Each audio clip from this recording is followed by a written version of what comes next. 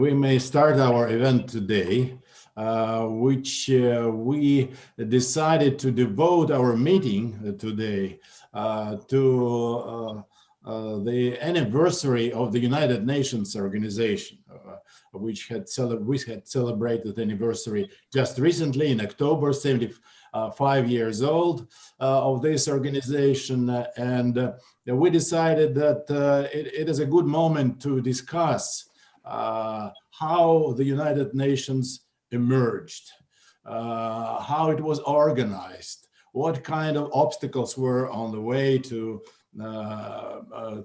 set up this world organization. We also would like to discuss some personal experience and personal role of certain politicians, and certainly Franklin Delano Roosevelt in all those events, since it was his idea. And we also wanted to discuss the influence of this event, how it influenced the world after it, and the contemporary world as well. Everybody, like to speak about the lessons of history. Nobody likes to study the lessons of history, but nevertheless, lessons of history are important. And that is why we decided to invite for our meeting a prominent American historian, one of the leading specialists in the history of Roosevelt era, the author of the book which has been published recently, about a year ago, devoted to Franklin Delano Roosevelt and his last 100 days. So a historian of the Roosevelt era, a very special person for the Moscow University, because we consider David Woolner, Professor Woolner, as our friend for many, many years. He visited for the first time, I think, about 10 or 11 years ago, even more probably. So we have a long-term experience through our cooperation with the Roosevelt Institute and with the library of FDR, the library and the archive of Franklin Delano Roosevelt in Hyde Park. And Professor Roosevelt is a resident historian at Hyde Park. He is the person who cooperates with the FDR library a lot. And I know this because I saw his efforts, the result of his efforts at the new exhibit. The library has a new exhibit, and it was done with the help of David Woolner a lot. And this is quite a contemporary exhibit devoted to Franklin Delano Roosevelt and those times. So he teaches at Marist College, but as well as Bard College. And he attended many of the events here in Moscow as well, devoted to the history of the Second World War, devoted to our cooperation during the war. He was going to visit us again this fall, right, David? As a guest of United States Embassy here in Moscow. But unfortunately, all those just pandemics stopped the possibility for him to come and to lecture. But David gave a public lecture on internet, online lecture at the Library of Foreign Languages not so long ago.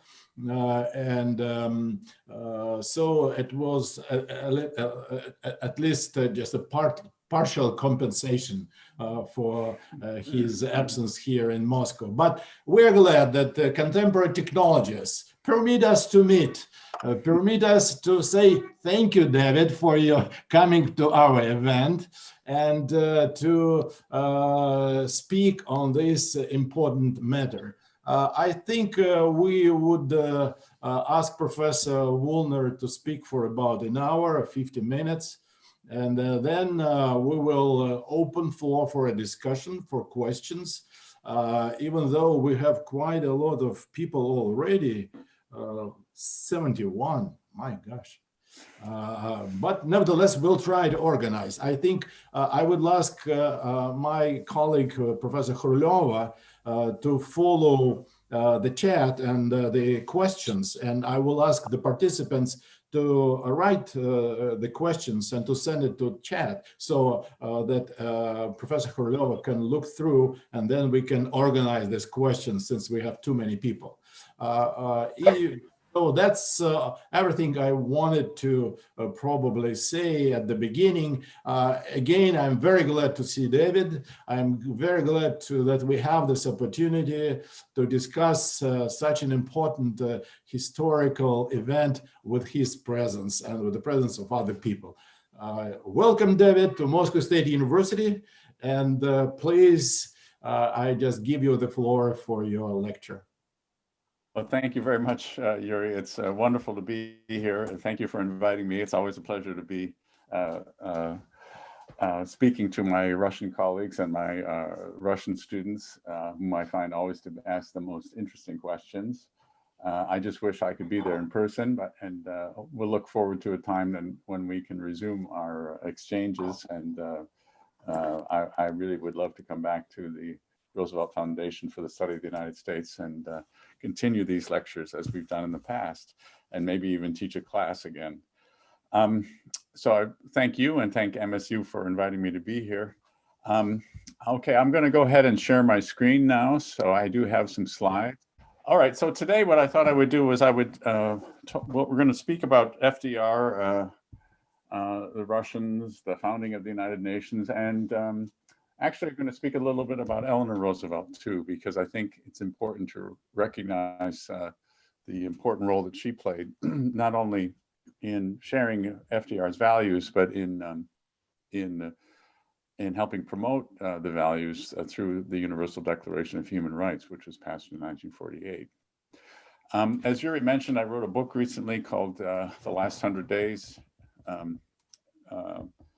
FDR at War and at Peace. And I was struck when I decided to write this about his sort of single-minded determination to set the world on the path to peace at the end of his life. Part of the reason I wrote the book is because Roosevelt was really exhausted, and I had the sense that he had kind of crystallized his main goals in the final months of his life, and certainly the launch of the United Nations was really the reason that he decided to run for a fourth term and to carry on as president of the United States, even though he was physically exhausted.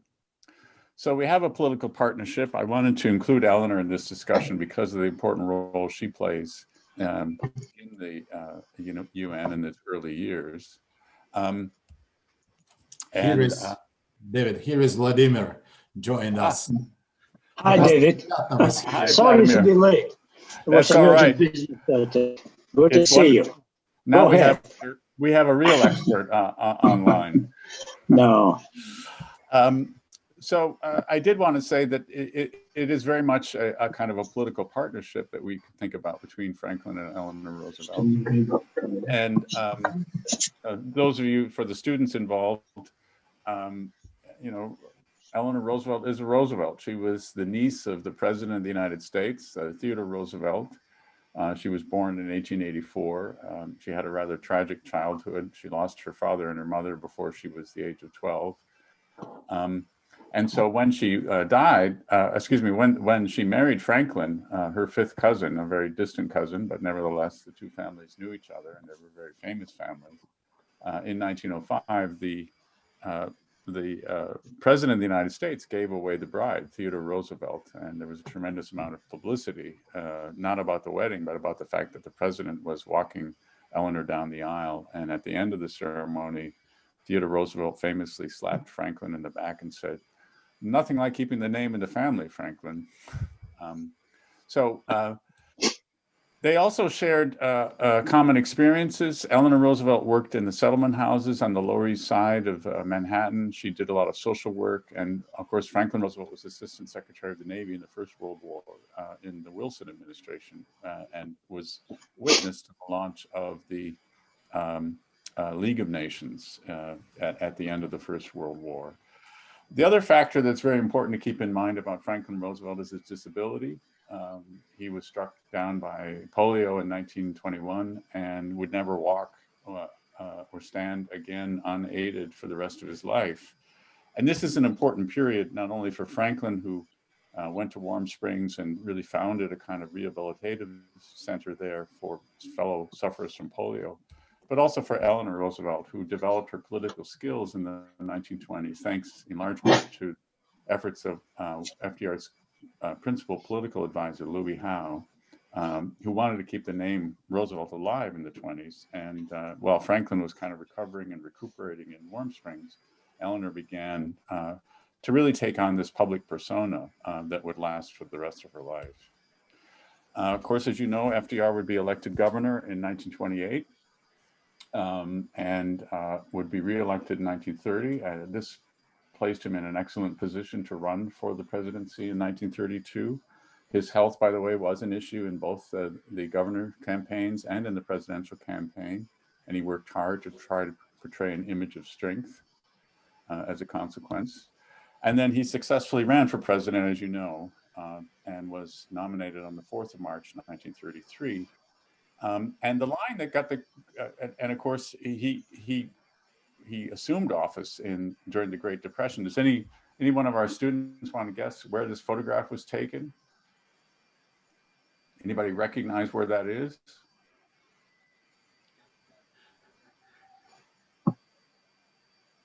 I don't. That is Central Park in New York City Huh. in 1932. Yeah.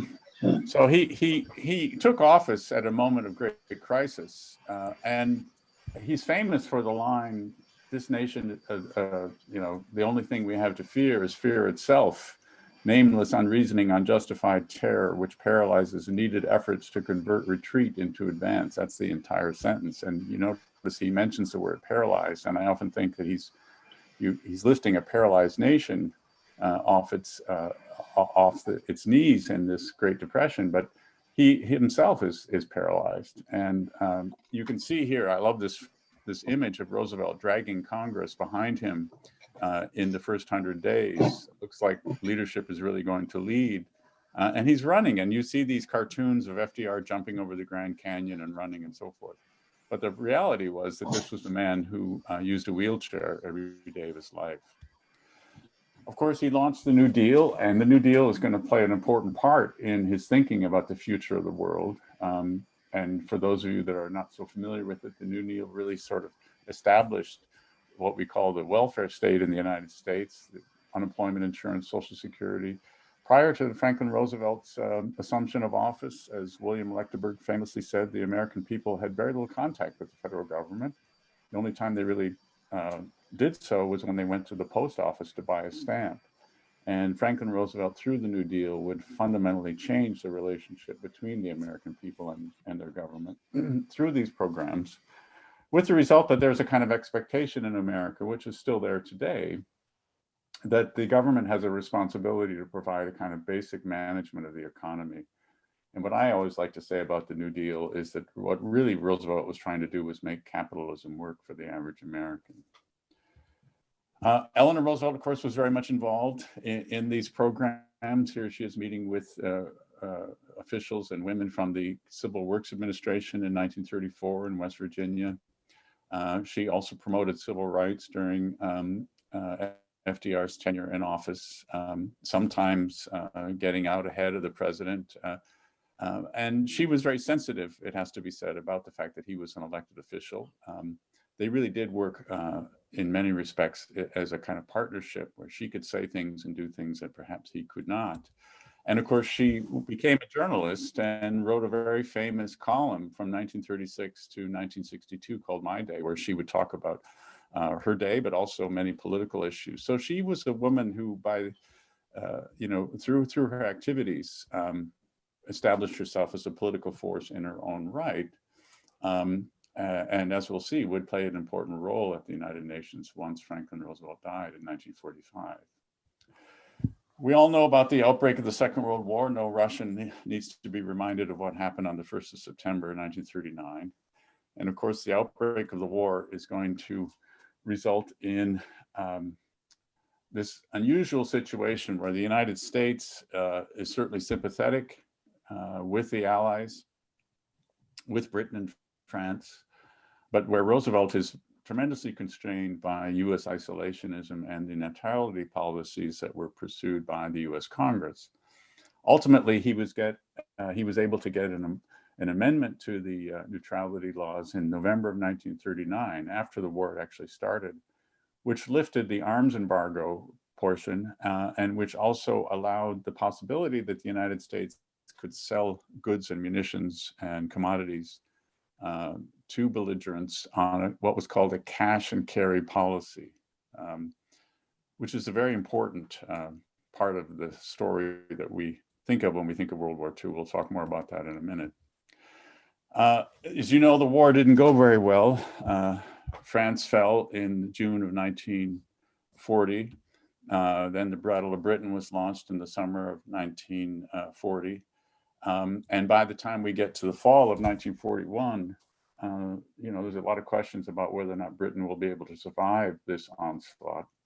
And thanks again to this cash and carry policy, by the time we get to December 1940, the British don't have any more money. They are essentially broke.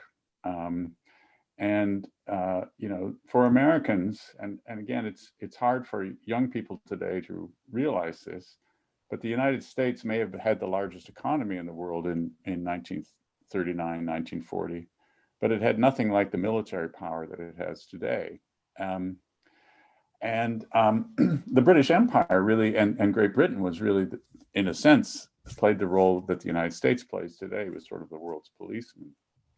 So this came as a real shock to people in the United States, that Britain no longer had the wherewithal or the foreign reserves to continue to buy these goods and continue the war effort. And at this moment, Winston Churchill wrote a very desperate letter to Franklin Roosevelt asking for help. Again, we all know about American isolationism. We can't get into all of these details. We don't have time, but essentially, there were 2 points of view between 1939 and 1941. One was the idea that we should create a kind of fortress America. You've heard there's a man who's about to leave a certain White House in Washington who promoted this policy called America First. America First actually comes out of this period, and the idea was that we shouldn't be bothering helping Europeans in their wars. We should build up American security and think of America first. And these people were opposed to aid to the Allies. And about the other half of the US population was very much supportive of this idea that the United States really should try to do what it can to help Britain survive its struggle against Nazi Germany. So there was a real division. And it's at this moment that Churchill writes this letter to Roosevelt, and he has to make a decision about how is he going to try to enable or help Britain carry on their struggle. And he went on to give a press conference on December 17th, 1940. And these are the kind of images that would be seen by the American people in the fall of 1940, the bombing of London at night, the fires. These would be in newsreels and in newspapers. And Roosevelt very cleverly said, if your neighbor's house is on fire and he comes over and wants to borrow a garden hose, you're not going to ask him to pay for it. You're going to give him the hose. And he makes this sort of homespun analogy. And then he says, if you think about it, Great Britain's defense is really our defense. And since we are trying to build up our defense, even the people, as I said, that were isolationists and wanted Fortress America were in favor of increased spending on arms. Even though, if we're building up our defense, if Great Britain's defense is really our defense, why can't we just give them some of the war material that we're producing? Because they're really helping defend the United States. And then 2 weeks later, he went on the radio and with that beautiful voice of his said, we must become the great arsenal of democracy. And so out of this comes this idea that eventually would transpire into what was called Lend-Lease, where the United States would essentially loan war material to Great Britain and eventually, of course, to the Soviet Union, under the pretense that the defense of those countries was vital to the defense of the United States. And this results in one of the most important orations that Franklin Roosevelt's made in the Second World War. Again, most Americans don't make the connection, but what he did on the 6th of January 1941, he went before the Congress and he was giving his State of the Union address, and he was asking Congress to actually support the Lend-Lease program. And, you know, obviously, if you're going to do Lend-Lease, you need to appropriate money for this. And he was explaining this, you know, why. And remember, the United States is not in the war yet. Why should we do this? You know, the Congress is going to have to appropriate the money. The American people are going to have to pay the taxes to support this. So there's a certain amount of sacrifice involved in order to make Lend-Lease work. And this is a State of the Union speech, which is a kind of standard speech that presidents make about their programs and what they want Congress to do.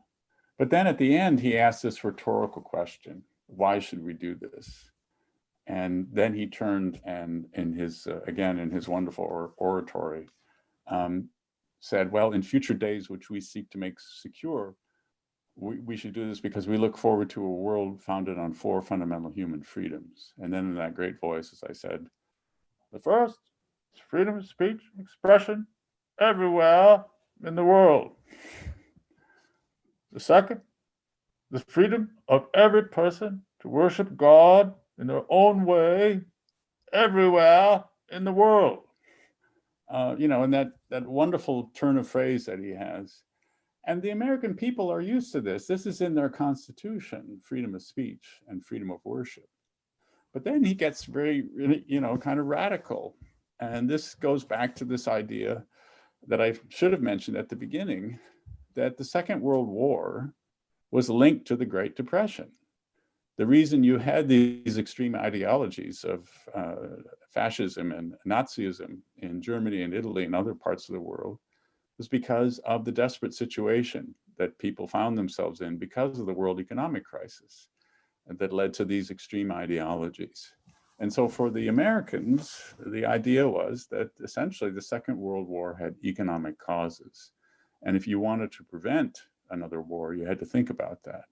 So he added freedom from want, freedom from poverty, from destitution, you know, everywhere in the world. And ultimately, again, freedom from fear, as he said, so that no nation would have to fear an act of physical aggression by any neighbor anywhere in the world. These are essentially the war aims of the United States in the Second World War. And it's a tremendous expansion of US foreign policy.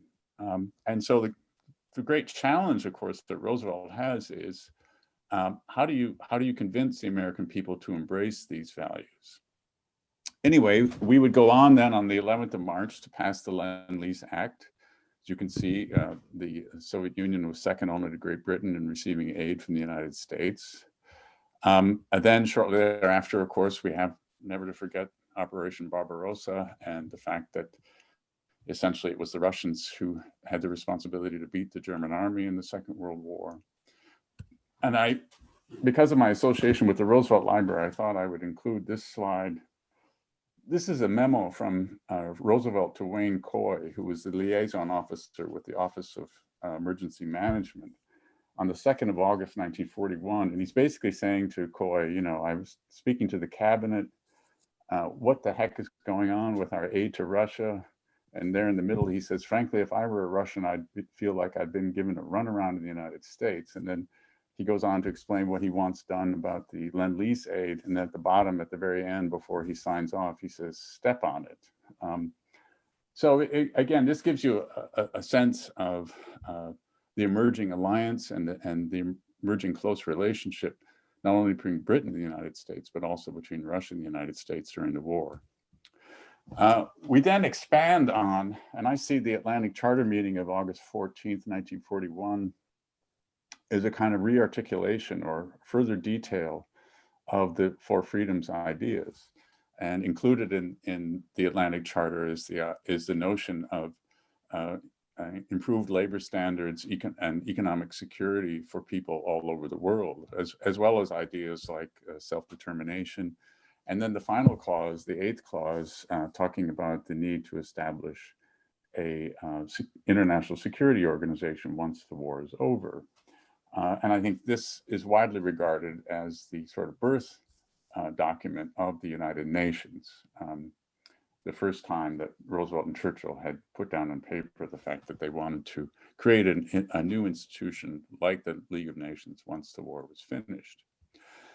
Then, of course, we know what happens on December 7th, 1941. The United States enters the war, and shortly thereafter, Winston Churchill more or less invited himself to the White House and would travel to Washington and arrive just a couple of weeks after Pearl Harbor and would stay over a month in the United States. This is a famous photograph of the first press conference that Roosevelt had with Churchill. He didn't tell the reporters that Churchill was there. That was top secret, and they all walked in and burst into applause when they saw the special guest that Roosevelt had with him. And it's at this conference that they conclude some very important arrangements. Again, we don't have time to get into the details. The combined chiefs of staff were created, and they start working out the details of the alliance that's going to emerge between the United States and Britain, and of course extended to the Soviet Union.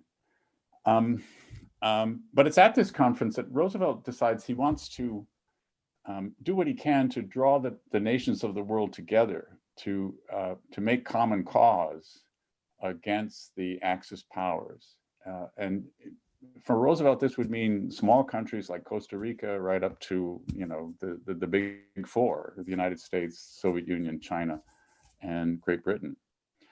And he would like people to come to the White House. He invited the ambassadors of all these countries who were willing to sign a document to the White House to declare their intent to support the struggle against the Axis. And this is not actually a declaration of war. It's a document where they all would agree not to make a separate peace and to make whatever contribution they were capable of, whether it be economic or military or otherwise, to this common cause against fascism and the Axis.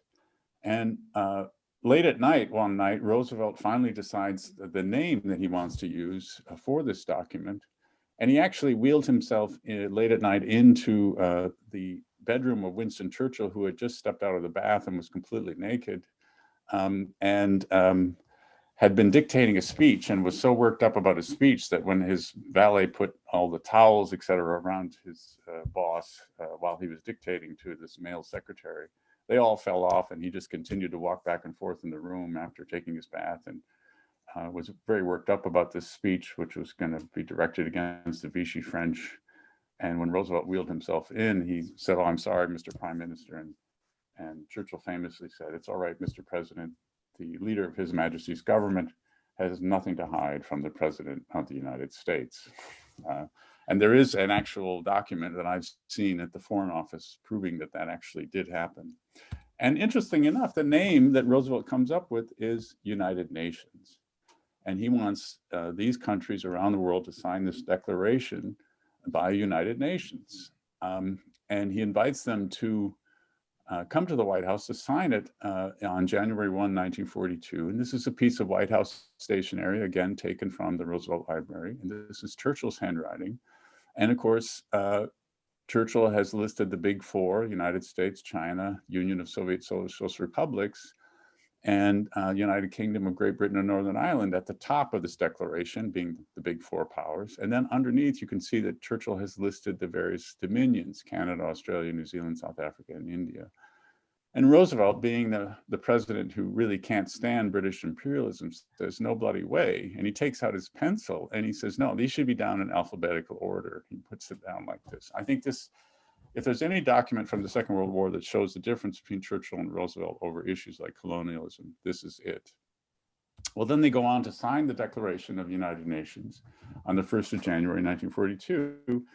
And I don't know about students in Russia, but most American students have no idea that the formal name of the alliance in the Second World War was United Nations. And so you would read in the press that United Nations forces did this and United Nations forces did that. And then eventually, of course, Roosevelt started talking about creating a United Nations organization. And in 1943, later on in 43, Roosevelt kind of made up his mind that they would simply just call this new organization the United Nations. Well, okay, how are you going to do this? How are you going to convince the American people to support that four freedoms vision that we talked about before? As I said, this is a period in which between 39 and 41, you had tremendous opposition to American entry into the war. And Roosevelt is always afraid, even after Pearl Harbor, that this isolationism would continue. So he does what he always does when he has a big challenge. He goes on the radio and gives one of his fireside chats. And I've spoken about this in Moscow before. On February, I think it's February 22nd, 1942. So it's about 2 months after Pearl Harbor. He actually asked the American people to go out and buy world maps. And they purchased the National Geographic world maps by the tens of thousands. It was the largest sale of National Geographic maps in history. He also had other maps printed. And then he went on the radio and he said,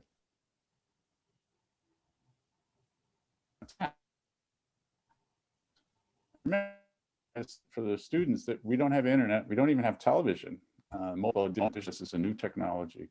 So he's giving this lesson, and really a geography lesson over the radio. And he says, you know, take out your maps. And he says, World War II is a new kind of war, not only in its methods and its technology, but also in its geography. It is war on every continent, every island, every sea lane, and most importantly, every air lane in the world. And of course, for the American people, they're used to thinking of the United States like this. We're safe. We have the Atlantic Ocean on one side and we have the Pacific on the other. Why do we have to worry about what's going on in the rest of the world? But Roosevelt had printed these maps, polar projection maps. This is an equatorial projection. This is a polar projection. And when you look at the world from this perspective, you realize that the United States is actually not that far from the Eurasian continent and from the fighting that's going on in the Second World War. And then when you print maps like this, which he also had printed, that show that the air routes and the relatively short distance between North America and Eurasia, thanks to this idea of flying over the pole, you realize that the United States is not all that safe. And, you know, when you think about it from this perspective, we really are closely tied to the rest of the world. And it is then, for my book, no surprise that the symbol of the United Nations becomes a polar projection map. So in essence, then, I would argue what Roosevelt is doing here when he's thinking of these things. Remember, I want to mention this, the freedom from want concept is here very important, because if the United States is vulnerable, that means that the security and well-being of people around the world is directly tied to the security and well-being of the people of the United States. So it isn't enough just to have freedom of speech and expression. We have to think about freedom from want and freedom from fear around the world. Well, then, as you know, he would travel to Tehran to meet with Joseph Stalin. He looks pretty happy here, the three of them meeting together for the first time, as Professor Pachotnov will tell you in his wonderful book, The Kremlin Letters. And it's at this conference that Roosevelt introduces Stalin to the United Nations idea. And this is actually another document taken from the Roosevelt Library. It's the actual sketch that Roosevelt showed Stalin of what he thought the United Nations structure should look like. And it's fascinating. You look on the left, top left of the paper, you see that the 40 UN, that is the General Assembly. And underneath, he has sketched ILO, which stands for International Labor Organization, health, agriculture, food. And we have a World Health Organization. We had a World Food Program. We have the ILO. This is the freedom from want component that we're talking about. And you have an actual room at the United Nations called the ECOSOC Chamber, Economic and Social Council, to look after these kinds of problems in the world. Then you have the executive body, the Secretary General's office in the center. And then on the right, you have the four policemen, you know, the United States, Great Britain, China, and the Soviet Union, serving in what would become, of course, the Security Council. And look, he even signs this by FDR at Tehran, November 30th, 1943, which happens, by the way, to be Winston Churchill's birthday. Shortly after that, a year or so later, they would organize the Dumbarton Oaks Conference to draft the basic parameters of the UN and the UN Charter. As many of you know, there were two issues that were never resolved at Dumbarton Oaks: the question of the veto power of the great powers within the Security Council, and the number of seats that the Soviet Union should receive in the General Assembly. Stalin was quite adamant about these issues. He didn't want to compromise. He wanted an absolute veto in the Security Council, and he thought that all the Soviet Socialist republics should be represented in the General Assembly. So there really were some serious outstanding issues that may have blocked the successful founding of the United Nations. And of course, for Roosevelt, his big fear is not only trying to maintain cooperation between the United States and the Soviet Union and Great Britain, but also his fear that there would be a resurgence of American isolationism once the war was over. As he said to Harry Hopkins, I think in October of '44, anyone who thinks isolation in this country is dead is crazy. As soon as this war is over, it may be stronger than ever. So Roosevelt had a lot on his mind, and one of the main goals as we get into 1944 and then finally into 1945 is how are you going to maintain Allied cooperation?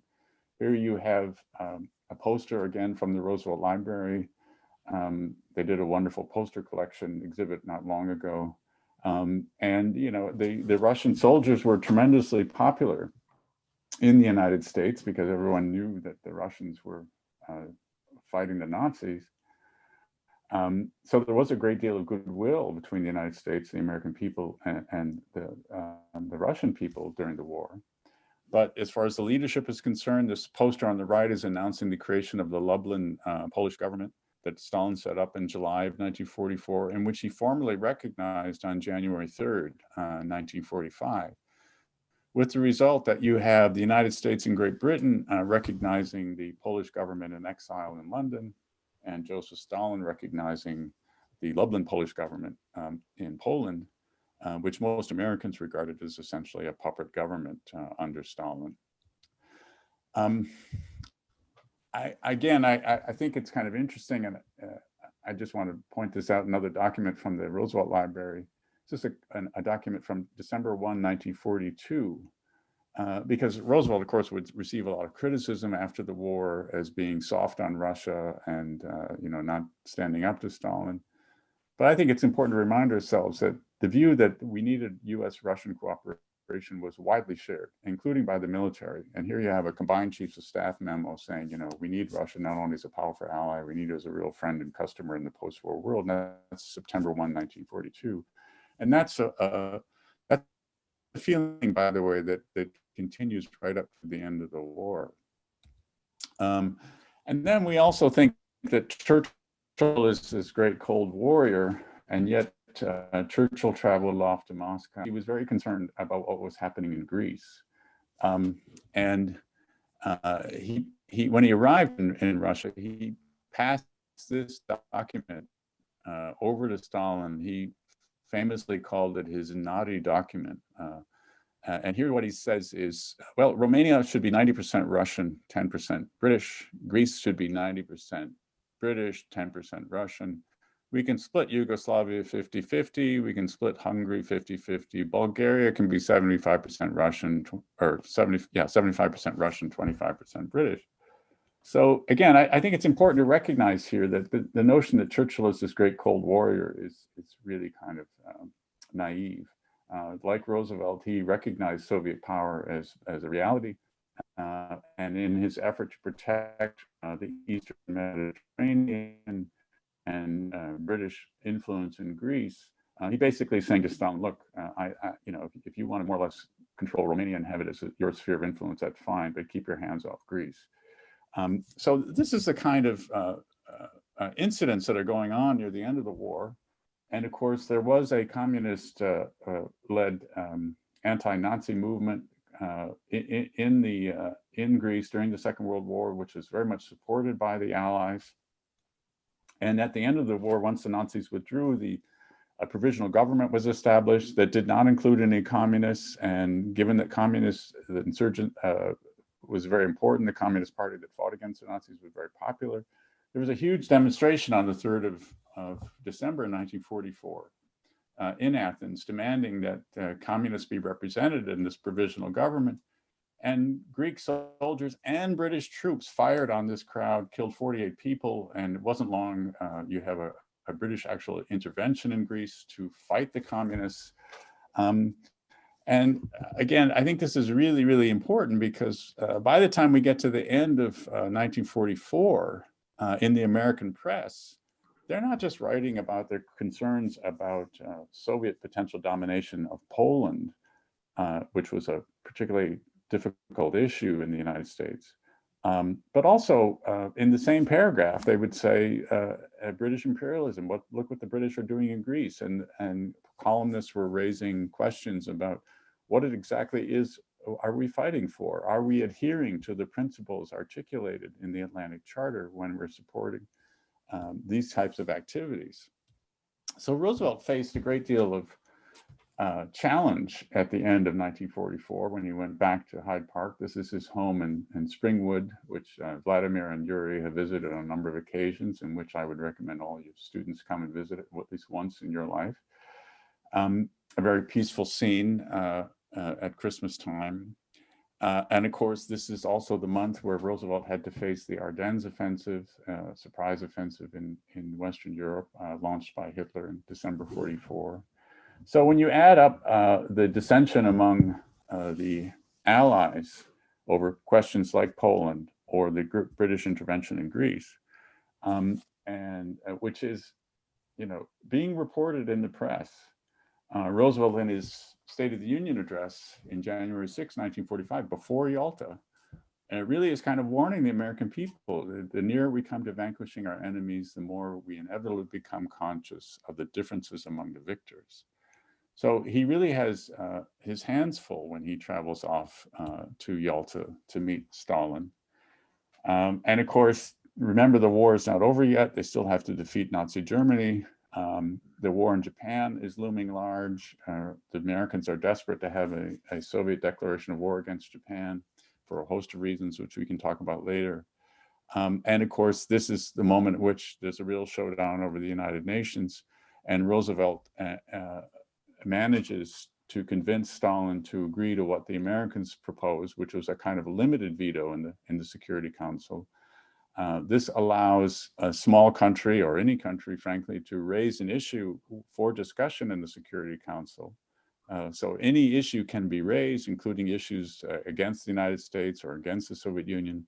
The only thing that the powers have the potential veto over is action. If there's a discussion over something that's going on in the world and the UN, there's a vote to take action, embargo, or send troops, the great powers have the possibility of vetoing any action, but they can't stop discussion of any issue. And Roosevelt and the Americans felt this was very important. Otherwise, the United Nations would be seen as essentially just a collection of the great powers. He then goes back to Washington after this long journey to Yalta, an exhausted president. And this scene is very telling. You can see on the far left of the photograph that this is the House of Representatives, the steps going down to the well of the House. And they had built a ramp in the center aisle so that Roosevelt could go down in his wheelchair.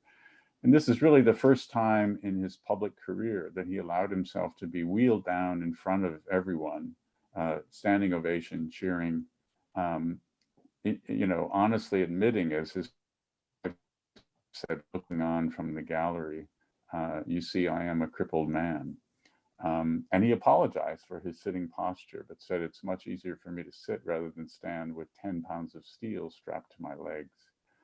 And I think what's really important to remember about Yalta is that for Roosevelt, it represents a beginning. It's not an end.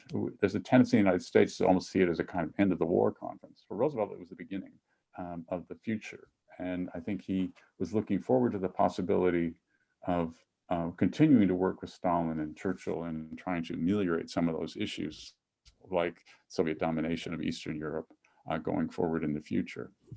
He then went off to Warm Springs to rest and recover. You can see here he is resting in Warm Springs, a very small little cottage that he built called the Little White House. And one of the things he was really looking forward to was the United Nations conference in San Francisco, where the final drafting of the UN Charter would take place. And he wanted a stamp issued in the United States for the opening day of that conference, April 25th, 1945. And he helped design this stamp. And as a matter of fact, the last official order that Roosevelt gave in his life was the approval of this stamp. Then, of course, here's a picture of him on April 11th. He would die at roughly 3 o'clock the next afternoon to a shocked world, would be taken home to Warm Springs and buried in Hyde Park near his home on the 15th of April, 1945. Well, it's interesting. As I record in the last 100 days, Stalin was very shook by the death of FDR. There's a very dramatic kind of scene when Averell Harriman comes into the Kremlin in the middle of the night to tell Stalin that Roosevelt has died. And Stalin took Harriman's hand and held it for something like 30 seconds and was just silent.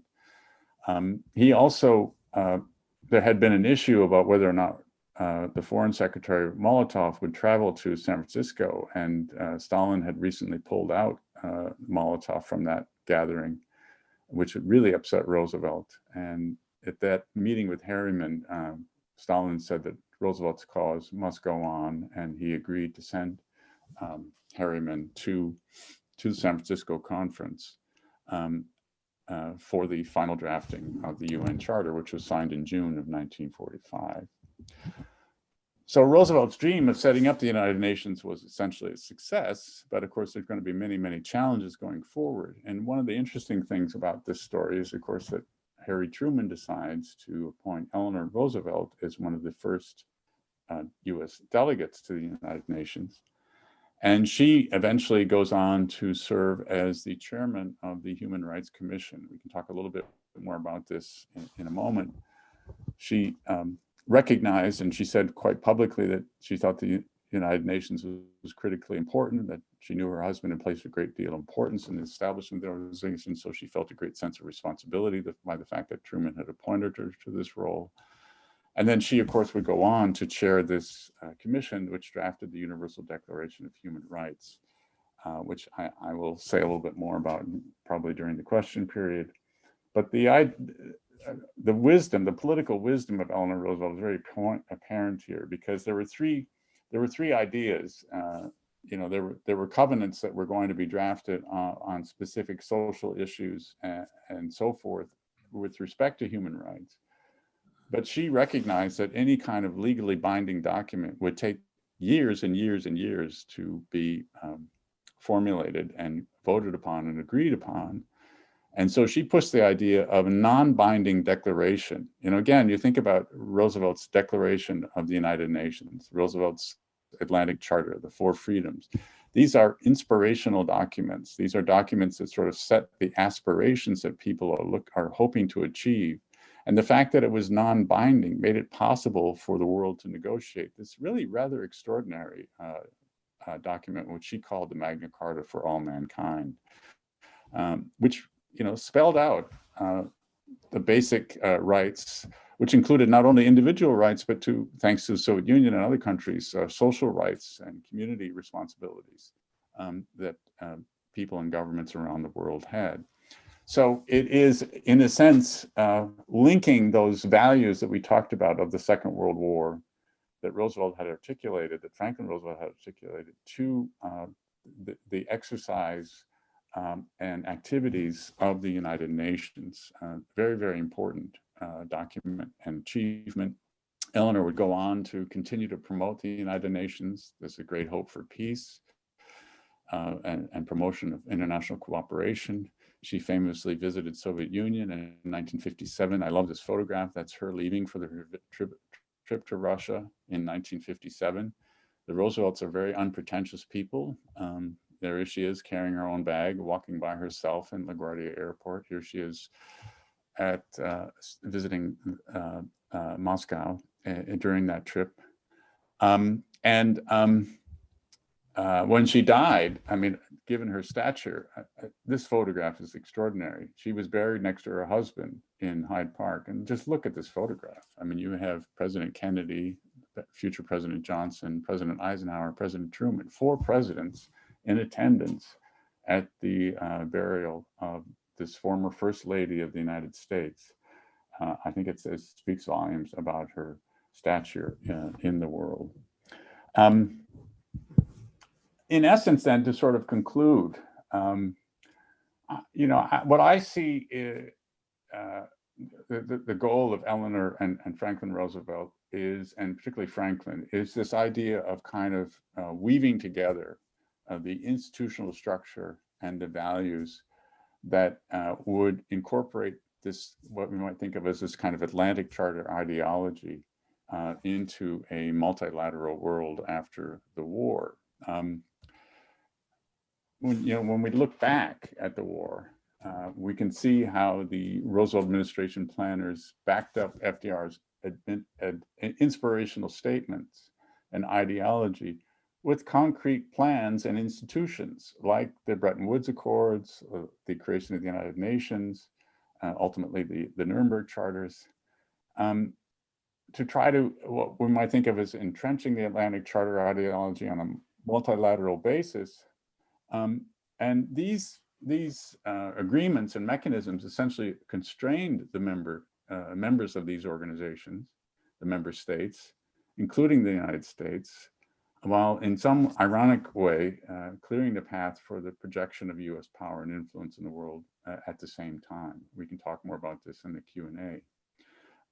The contentious negotiations that ensued over this, oftentimes viewed and analyzed as early expressions of the Cold War and Cold War power politics, I think can be perhaps better reframed in a more positive way as a struggle by the Roosevelt administration to, in a sense, launch what has been called the New Deal for the world. How can the United States promote peace and prosperity and economic security throughout the world through these basic New Deal values that were articulated, as I said, in greater detail in the Atlantic Charter, with improved labor standards, economic security, and social security for all. We can talk about whether or not these goals were essentially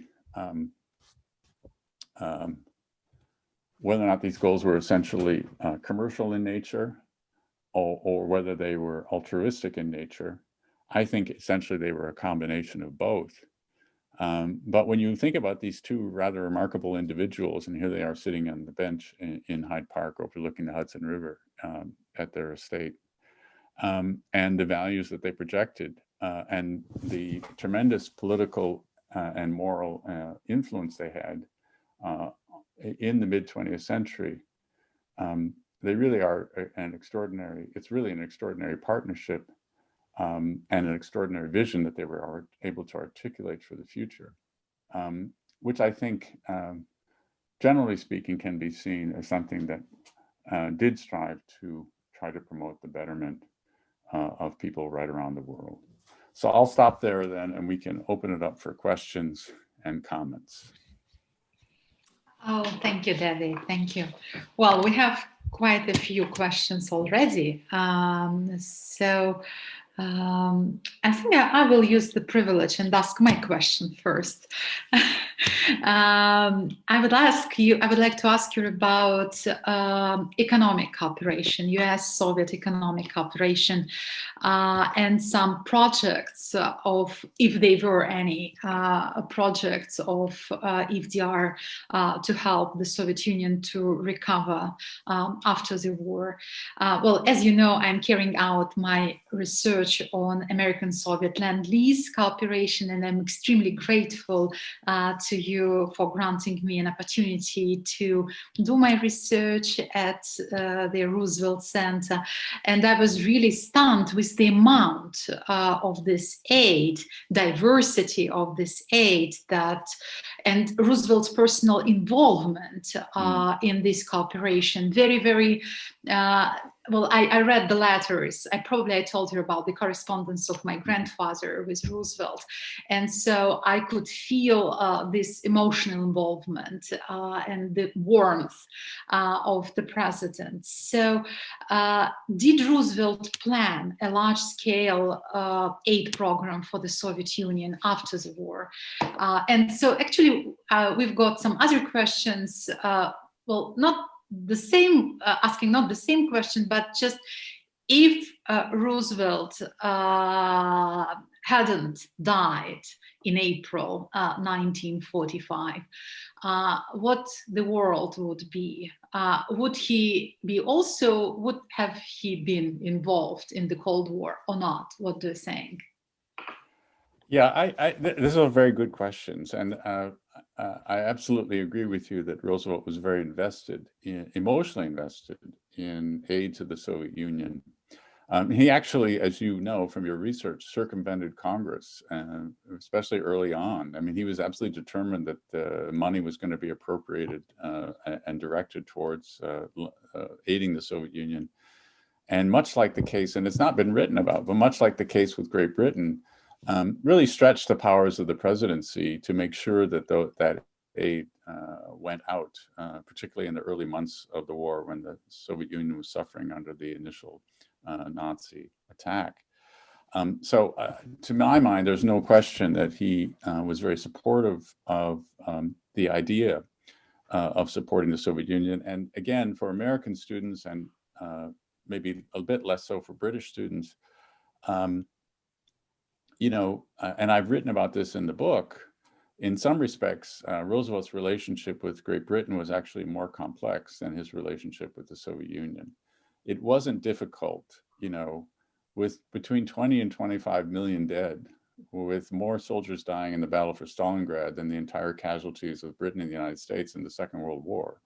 It wasn't very difficult to recognize and feel some degree of understanding about the need for the Soviet Union to create a secure border for itself after the war. Both Churchill and Roosevelt, I think, acquiesced in this idea that Stalin had, that he needed a kind of series of buffer states between Russia and the Soviet Union. This did create political problems for Roosevelt. It probably created even greater political problems for Churchill because, of course, Churchill and Britain went to war over Poland. We didn't do that. And Roosevelt and, frankly, the State Department did their best to stay out of the discussions of Poland throughout the war. U.S. Secretary of State Cordell Hull called Poland a Pandora's box of infinite trouble. That was as far as he was concerned. Roosevelt is exhausted near the end of the war, as I said. I think he was anticipating and actually said on many occasions that Stalin and the Soviet Union were going to need tremendous economic aid once the war was over. And I think he had the idea that that would provide a certain amount of leverage for him in this ongoing conversation, if you will, over just exactly what kind of behavior the Soviet Union was going to be involved in places like Poland in the aftermath of the war. And I think he had more patience than Churchill, in part because he anticipated that this transition was going to be very important and that the United States would be able to wield a certain amount of influence through economic aid to the Soviet Union once the war was finished. Roosevelt's death, however, brings this to a sudden and abrupt end. As you know, Truman did not share that view, and Truman did not share that view about Great Britain. And by the way, you know, in referring to the British situation, the Americans viewed Britain as a competitor. They were a commercial competitor. They didn't, you know, people didn't trust the British in Washington. And they always thought the British were trying to gain imperial or commercial advantage over the United States. And Roosevelt shared that view. And as I said, so from that perspective, in some ways, his relationship with Britain was more complex and more complicated particularly over post-war issues, than that with Stalin, who's basically looking for Soviet security, as I said, which was understandable. In 1944, at the Second Quebec Conference, Roosevelt was kind of hemming and hawing, not really making, giving Churchill a clear answer about Churchill and the British request to extend Lend-Lease aid actually after the war was over, so the British could, restart their commercial and non-military economy.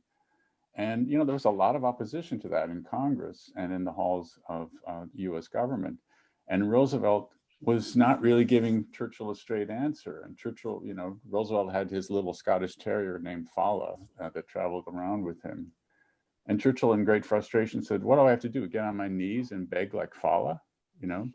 So in some ways, as I said, I think Roosevelt was probably more predisposed to help the Soviet Union than help, there's Fala answering, than he was to a certain extent to help the British economically after the war. So I think it's entirely possible that that could have resulted in a different type of relationship. I don't think the tensions between the Soviet Union and the West would have disappeared. But I do think it is possible to envisage a scenario where the Cold War perhaps would have been maybe not completely avoided, but followed a different track, particularly over the question of Germany. If a kind of neutralized Germany existed rather than the way it evolved with the Bizone evolving into a Western entity versus, which was very threatening to the Russians, and the Marshall Plan aid to Western Europe and so forth. I can imagine a scenario where if there had been greater cooperation over the occupation of Germany initially over those first few years, maybe, that issue would have been less intense. And I think, again, Americans in particular tend to forget that the fear of a resurgent Germany was intense in the Soviet Union, and that Stalin actually wanted cooperation with the West in opposition to Germany. So the notion of rebuilding and, the German economy was, in many respects, kind of unbelievable to the Russians. And I think we forget that really the early Cold War, the issue really was Germany. And so if Roosevelt had lived, there may have been a slightly different approach taken and a greater degree of cooperation over Germany. And, given that that's where the initial tension began, it's conceivable to me that things might have gone differently. Oh, thank you. We have quite a few provocative questions. The one is, for example, what do you think would Roosevelt say about the United Nations today, just and the role? And so does the organization meet the best expectations of its inspirer? That's a very good question. I think it's an imperfect institution, that it's a balance between the need to maintain great power cooperation on the one hand, and the idea of promoting human rights and economic and social justice on the other. And it actually physically is, you can see it in the building itself. I mean, when you think about the creation of a Security Council, which deals with issues of war and peace, and the ECOSOC chamber, which is promoting human health and human welfare around the world, it very much is a reflection of those dual values and dual thinking of Franklin Roosevelt. This is where we get into the paradox of American power and to the paradox of Franklin Roosevelt himself. I really think, and I'd be curious to see what my colleagues think in Russia, particularly Yuri and Professor Pachotnov. I really think that Roosevelt was operating all the time at two separate levels. On the one hand, he was promoting these ideas of human rights and justice as a kind of rhetorical aspiration for the world, while at the same time, he had to look after and recognize the geopolitical reality of the world, which meant he had to deal with Stalin, he had to deal with Britain on a much more realistic level, and understood that Soviet power was not going to disappear. I didn't show it in the slide, but there's a rather remarkable quote that I have in the last 100 days from the Joint Chiefs of Staff on the 5th of April, 1945, which is 10 days before, less than 10 days before Roosevelt died. And they're talking about Soviet power. And essentially, they actually say this, that Soviet behavior in Eastern Europe, while annoying and disturbing, et cetera, they say is a relatively minor moment. You know, here we are with Churchill going crazy over Poland and so forth. They say this is a relatively minor issue when compared with the possibility that if we react strongly to this, the Soviets will then in turn react, and there'll be an escalation of tension between the two powers. And they're essentially predicting a Cold War. And they say that cooperation with Russia must be the #1 concern of the US government. They want to avoid that scenario. So again, I think it's really important because of this notion somehow that Roosevelt was weak and gave away the store and so forth to Stalin. This was a view that was widely shared. I mean, Soviet power was a reality that you could not ignore. And I think what Roosevelt anticipated, and this is where perhaps he is a bit naive, he really thought that the 4 policemen were going to be the 4 policemen.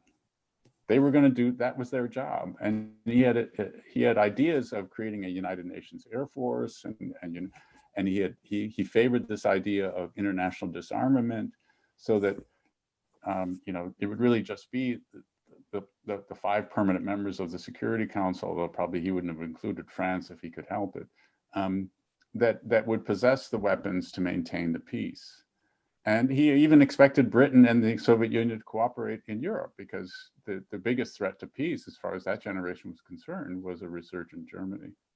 So, I think he understood the imperfections in the UN. I think he would be disappointed that the Security Council, ironically, that the Security Council didn't work better than it was supposed to. I think the great power cooperation component that he was hoping for would be the greatest disappointment to him. I think he'd be very proud of the work the United Nations has done in places like the World Food Program and the World Health Organization, et cetera, the vaccine of polio around the world, these kinds of things he would be very, very proud of. So would Eleanor Roosevelt. But I think he'd be disturbed and frustrated by the fact that that cooperation that they had achieved during the war was not maintained after the war. Thank you. Well, our students ask you to compare, if possible, the different approaches of Woodrow Wilson and Franklin Roosevelt to the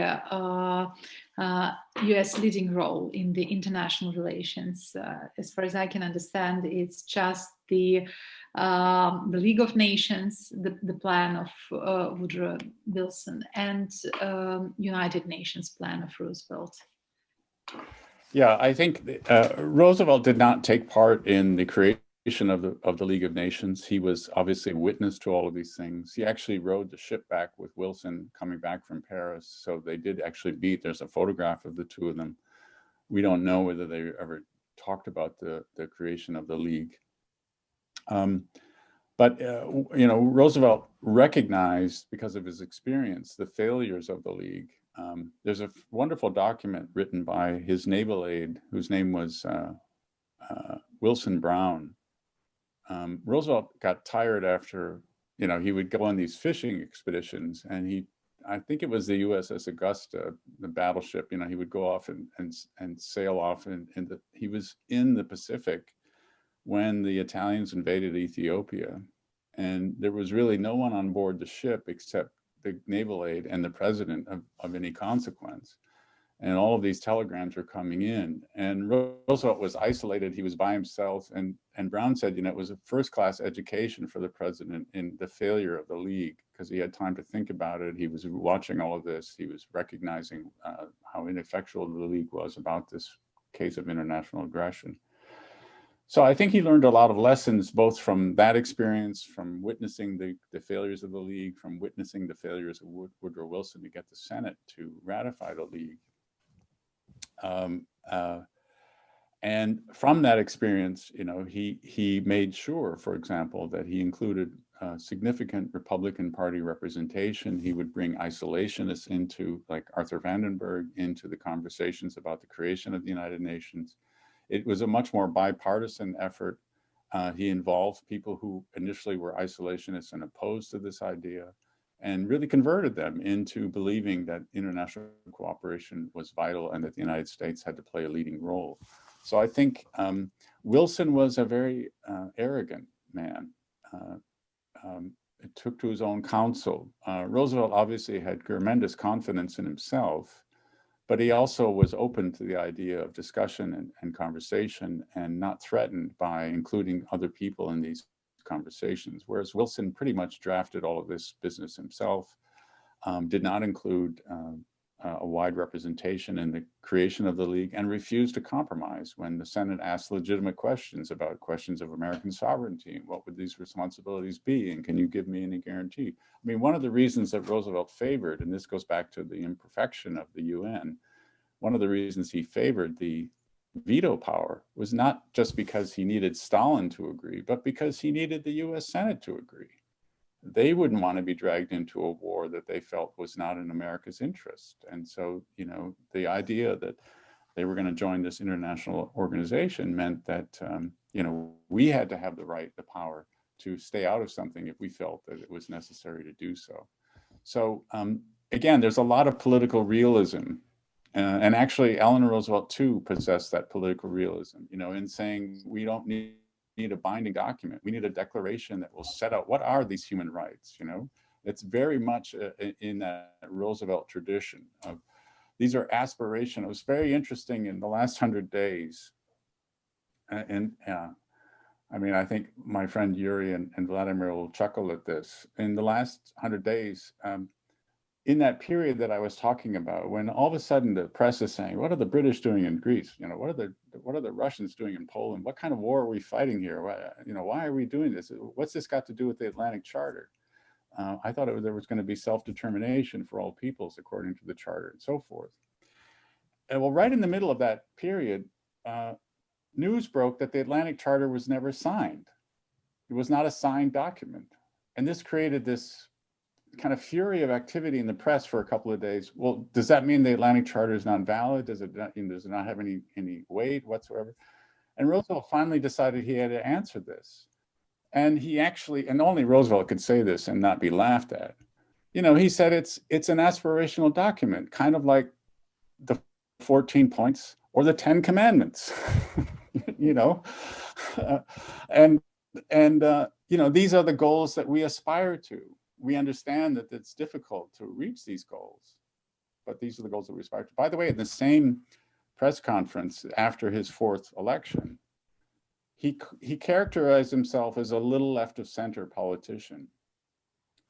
And his appointments for undersecretary, which he was completely in control of when new Secretary of State came in, was Secretary Stettinius after the Cordell Hull decided to resign, were pretty conservative guys. And Eleanor Roosevelt, who was his #1 critic, wrote him a letter and said, you appointed these conservatives to the State Department. What's the difference between you getting elected and Dewey getting elected? They're the same. And I think he was very scared about, putting too progressive a voice in the State Department because he was very concerned about ratification of the UN Charter.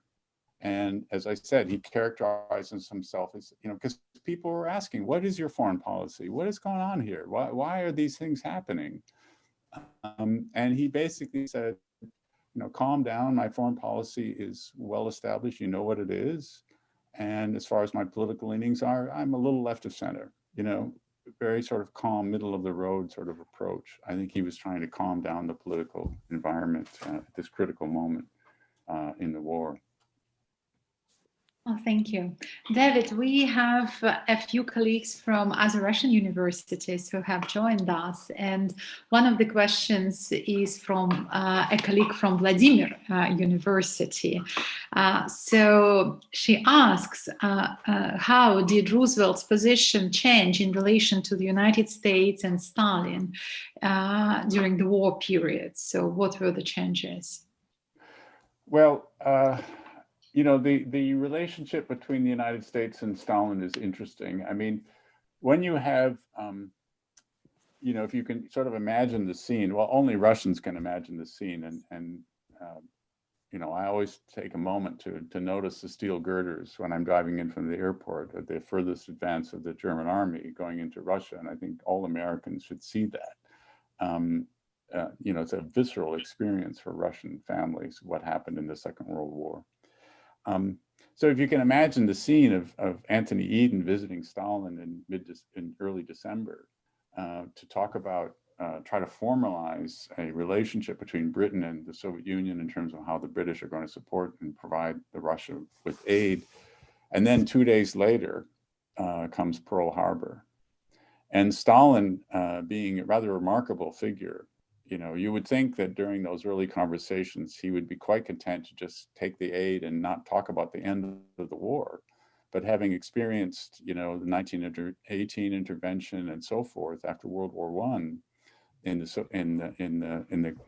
the Russian Civil War among the Western powers, he actually brings out what I call his shopping list. You know, he wants the Baltic states, he wants the Eastern Poland to be incorporated into the Soviet Union. He wants those borders fixed. He brings that up in the very first meeting, even though they have to meet underground because it's too dangerous to even be above ground, given how close the Germans are to Moscow. And Eden is trying to formulate this, and once Pearl Harbor happens, all of a sudden everything changes, and it is no longer possible for him to just kind of negotiate a bilateral agreement with Stalin without at least consulting the President of the United States. And Roosevelt, and I talk about this in the last 100 days, which kind of goes back and forth. Roosevelt pursues what he calls what became known in the State Department, at least, as a policy of procrastination. He says, well, we don't want to talk about the end of the war now. I mean, we got a war to win first.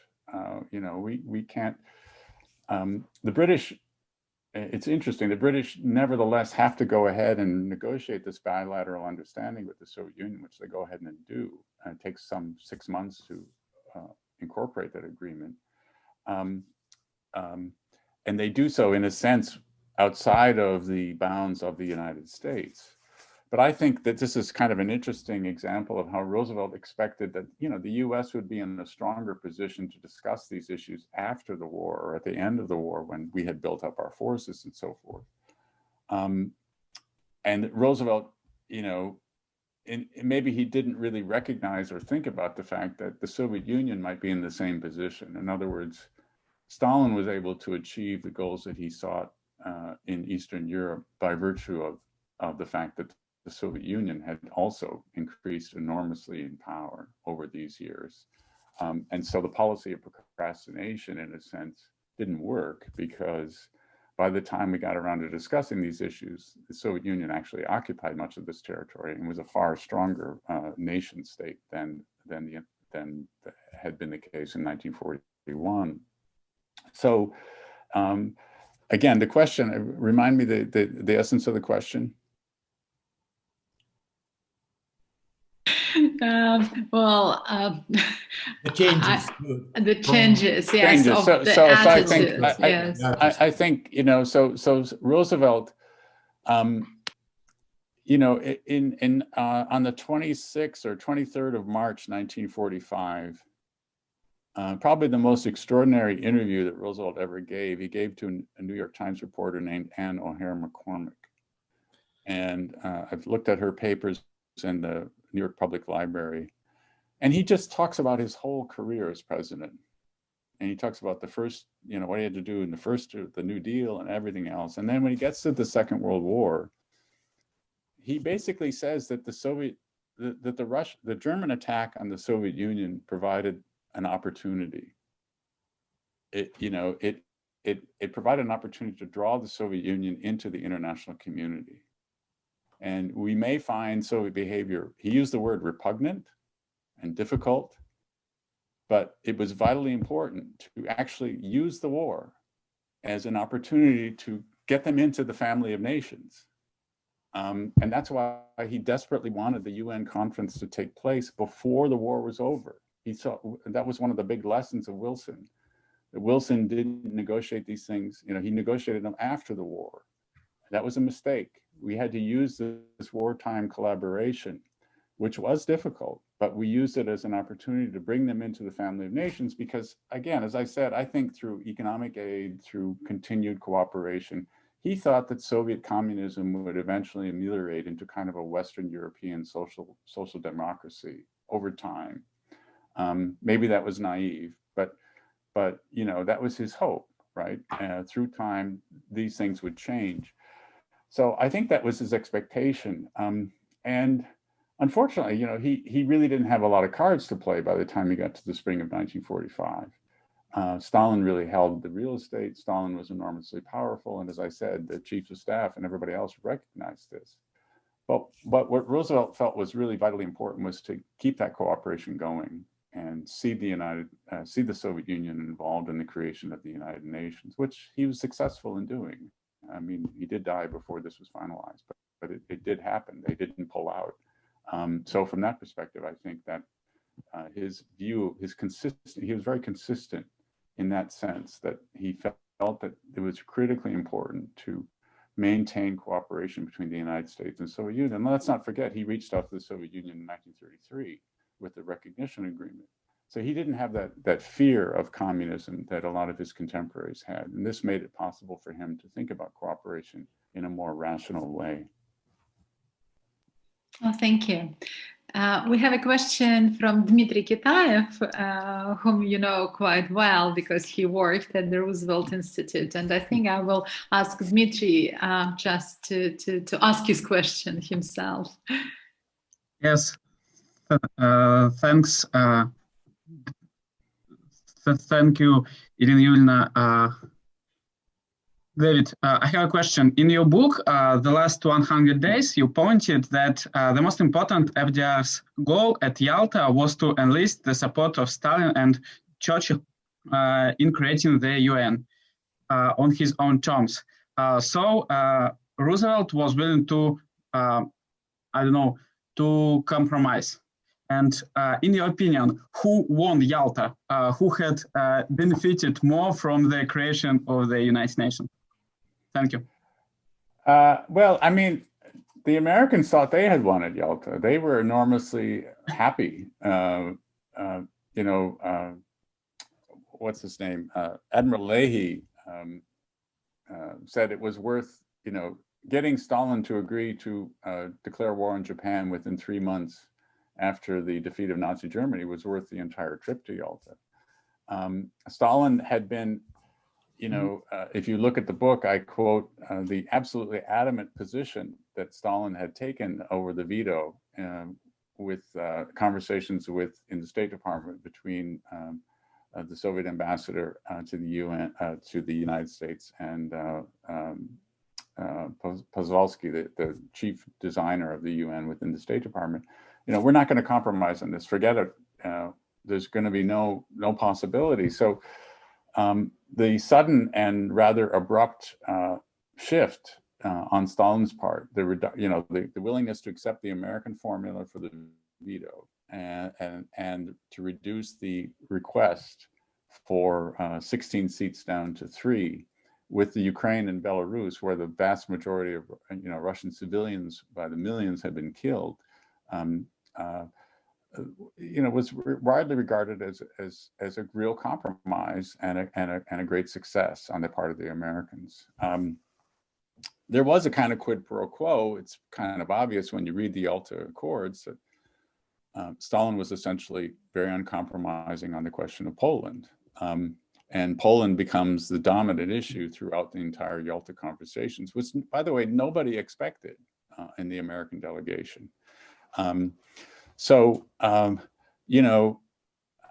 I think that was part of Stalin's and the Soviet technique, was to compromise on the UN and continue to take the hard line on Poland. Roosevelt ultimately acquiesced in this idea that you would put together a provisional government that had more broadly based on a democratic basis, but there would be free and fair elections once that government had been established within 30 days. And the expectation was that, you know, those elections are supposed to be free and fair and private and so forth. So the standards for the elections were very much in keeping with Western standards. But there was no language in the agreement about how those elections would be monitored. And that's where it had a tremendous weakness. And people in Yalta at the time recognized that. And the same man, Admiral Leahy, said, you know, Mr. President, this agreement is so loose, you could stretch it all the way from Moscow to Washington. And Roosevelt said, I know, Bill, but it's the best I can do. And this is very important. He said, at this moment. And again, there's all this indication between that and when you look at the Yalta address to Congress, he's thinking this is just the beginning of a kind of conversation with the Soviet Union over this transition from war to peace. He's not thinking this is the final say on the matter. So, and he had talked about, as Vladimir will recall, Roosevelt had talked about plebiscites in the Baltic states down the road and you know, things like this. But he, you know, this may surprise you, but, you know, one of the great powers that was concerned about what was going on in Europe was the Catholic Church and the Vatican. And as I point out in the last 100 days, you know, Roosevelt takes Ed Flynn to Yalta to talk about religious freedom of all things. You know, again, a lot of these things never really get discussed because Poland takes up all the oxygen at Yalta. But he brought Flynn to Moscow and to the Soviet Union for that express reason and had him travel on to Moscow at the end of the war to talk about religious freedom. And in 1943, there's a fascinating conversation between Franklin Roosevelt and Cardinal Spellman, one of the principal members of the American Catholic hierarchy in the United States, Cardinal Spellman of New York. And Roosevelt says, basically, I'm paraphrasing, but he says, you know, Churchill is an idealist. Okay, think about this for a minute. I'm a realist, right? And he basically says, you people in the church are going to have to get used to the idea that what happens in Poland and Eastern Europe to the Catholic population is going to be difficult. I'm a realist. We can't pretend that it's not going to, you know, that the Soviet Union is going to be dominant in this area and that will be difficult for the Roman Catholic population. But again, you know, he's sort of warning him to think that through, much like the 33 agreement, where he was anticipating, you know, a lot of opposition from the Catholic Church about recognition of communist Russia. You know, he negotiates this agreement that includes freedom of religion for foreigners in Russia. Of course, that would obviously apply to Catholics as well as Protestants, and not members of the Russian Orthodox Church. So, you know, I think he was very much aware of all of these issues. I think he did regard the Yalta agreements as a success. I think in the months that followed, you know, as you know from reading The Last 100 Days, he said at one point, a month or so later, Churchill wants us to go to war with the Soviet Union over these issues. Churchill started really pushing on the problems, particularly Poland, which was an embarrassment politically to Churchill.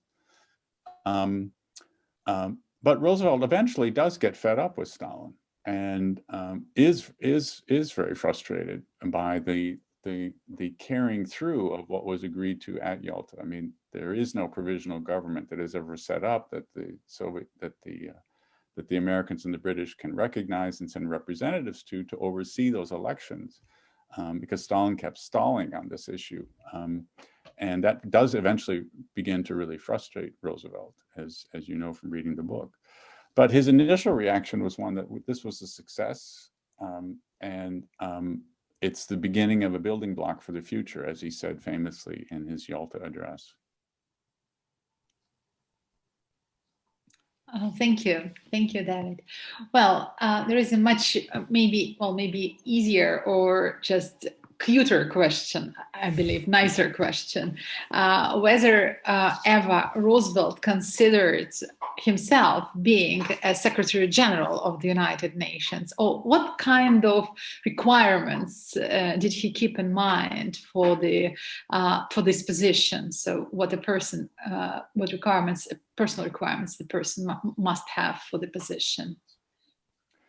Yes, that is something that is raised in the book, and it's one of the issues that I probably should have maybe stressed a little more in the book.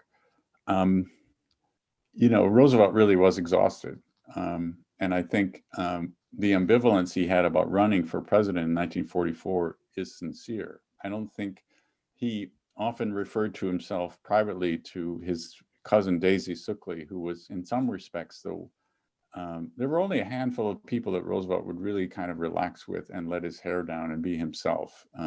Everybody else, comes to see the president of the United States, has an agenda. And there were just a very few people that he would spend time with who had no agenda, including his wife had an agenda. And that's not his criticism, that's just the reality. So Daisy was this quiet, diminutive cousin of his that would spend time with the president, eat lunch with him, be a sort of companion to him, because he's in a wheelchair and he's very much isolated inside the White House. He sometimes referred to himself as Exhibit A.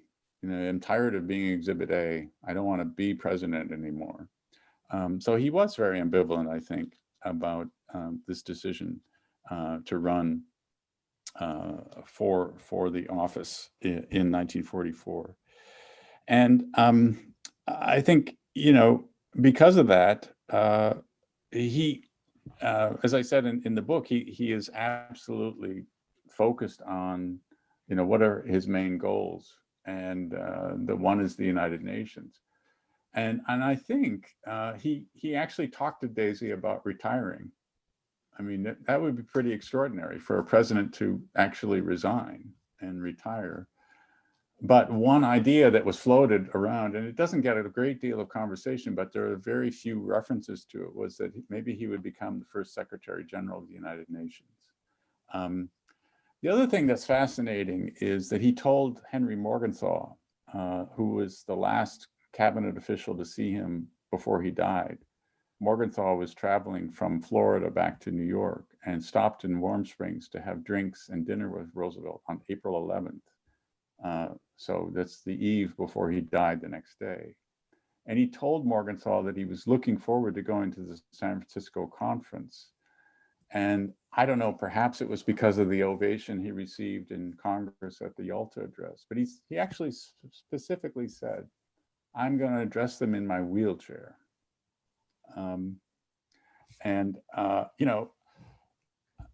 I think part of it was that he really wanted the world and the people there to understand that it's now their responsibility to make this work. He also said he wasn't going to stay. He was going to go do an opening address and he was going to leave, because he said it's up to them to get it done, which is very much unlike Wilson, by the way. But I do think, being a man of supreme confidence in himself and believing greatly in his vision for the future of the world, he really did like the idea of potentially being the Secretary General of the United Nations. Whether or not that would have happened, we'll never know. But it did come up, and he did talk about resigning to Daisy Suckley more than once. Thank you so much. Well, I think one of the easiest questions for you and one of the most pleasing questions, what's the secret of Roosevelt's success, political success? Why was he re-elected so many times? Yeah. Sorry. There's a joke about Franklin Roosevelt, that I think appropriate for this comment or this question. Apparently, I mean, who knows if this is true, but the joke goes like this. Roosevelt sitting with Eleanor in the Oval Office, and a man comes in and says, Mr. President, you have to do, XYZ, XYZ, XYZ right away. And Roosevelt says, yes, yes, yes, I completely understand. I completely understand. And then the next man comes in and says, Mr. President, you have to do ABC, ABC, ABC right away. And Roosevelt says, yes, yes, yes, I completely understand. And Eleanor's listening to all this. the man leaves, and she turns to her husband and says, Franklin, you just told so-and-so the opposite of what you told the other gentleman. How can you do this? Yes, Eleanor, I totally agree. You know, he had this way of, in a sense, disarming people, which I think, by the way, had a lot to do with his disability. You know, he had to make people feel comfortable with his disability. But no, he was extremely adroit politically. You know, he really understood the political winds in the United States. He was very careful not to get too far out ahead of public opinion. He spent a great deal of time trying to educate public opinion. Remember, he gave 2 press conferences a week for 12 years, 997 press conferences. And the reporters would file in, they would sit on his desk. You know, it wasn't like some formal thing with the podium and all of that. And he would talk off the record for, you know, half an hour or so on given issues. He was he was the first president to have a press secretary. They did set rules for the press, and Roosevelt really did not like being misquoted, and he would get very angry with reporters and would let them know if they misquoted him. And Early had the responsibility sometimes of carrying out those messages. But he was not afraid of the press, and would give them all this information. And again, it was always off the record, but of course they could write about it without quoting him. So I think, you know, he really did develop a very strong bond and rapport with the American people, not only through his links to the press, but also through the fireside chats, which, you know, the American people responded to tremendously. You know, it was the first time a president would go on the radio and explain the policies of the government to them in a way that they could understand. And also, he didn't talk down to people in that very first fireside chat when he's talking about the banking crisis and how, you know, there had been a run on the banks and all these banks were collapsing around the country. You know, he says, it's safer now to put your money in a reopened bank than it is to put it under your mattress. The problem that we're facing, you know, is as much yours as it is mine, but together we cannot fail. You know, he basically implored and enjoined the American people to work with him to solve these problems. And they believed him. I mean, people actually lined up, the same people that were lining up to take their money out of the bank 3 weeks earlier were now lining up to redeposit their money because of what Roosevelt said. That's the faith that they had in him. And they also wrote letters. 800 letters a day was the average for Herbert Hoover. For Roosevelt, it was 8,000 a day. And people wrote to him asking for a job. People wrote this. I think the most remarkable story that I heard, and they had to quadruple the staff of the mailroom in the White House and so forth.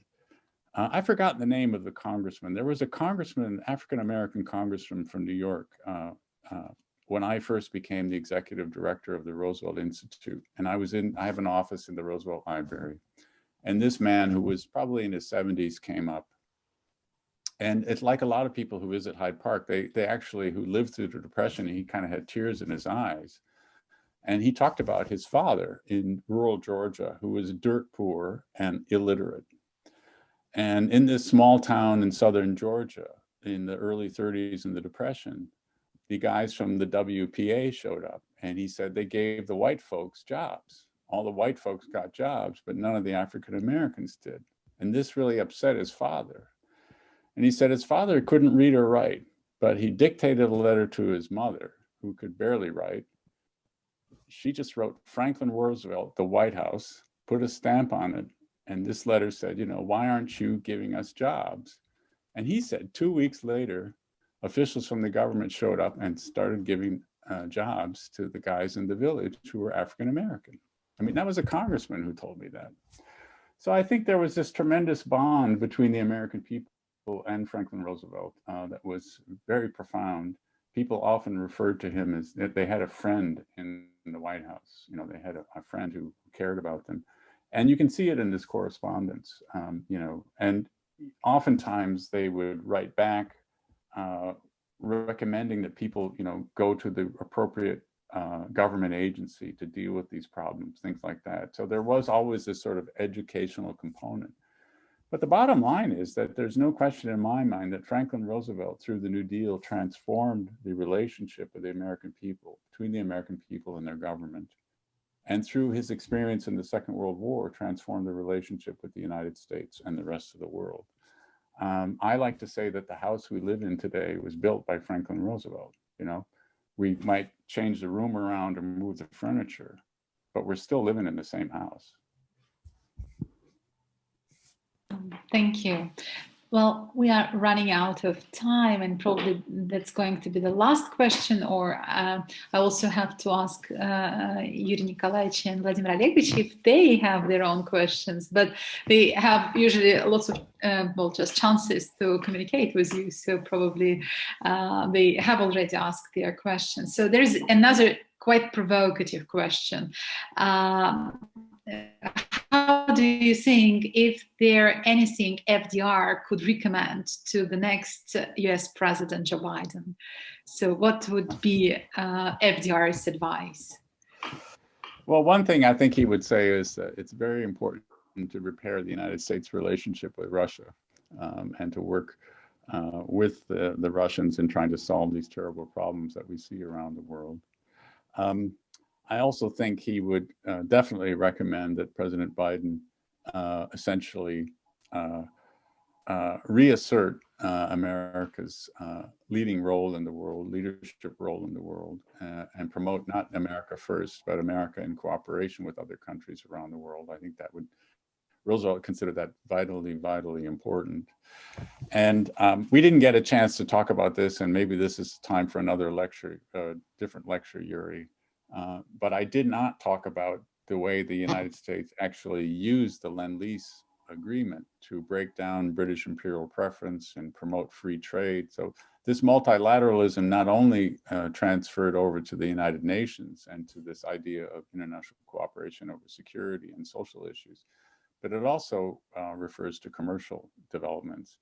And there's no doubt that the creation of the GATT agreement in 1947 and the expansion of globalization and the opening up of freer trade in the world is directly tied to the Roosevelt experience in the 30s and 40s, and to the fact that, frankly speaking, the British and the British Empire became very dependent on the United States during the war for Lend-Lease aid. And we used that as a lever to, again, break down those trade barriers that the British had set up between the British Empire on the one hand and other countries on the other, which, by the way, is also an interesting distinction between that passion that Roosevelt had for helping the Soviet Union during the war versus the suspicion and sense that, you know, we need to help the British, but God help us if they take advantage of us to use that help to beat us commercially. There's a different kind of relationship.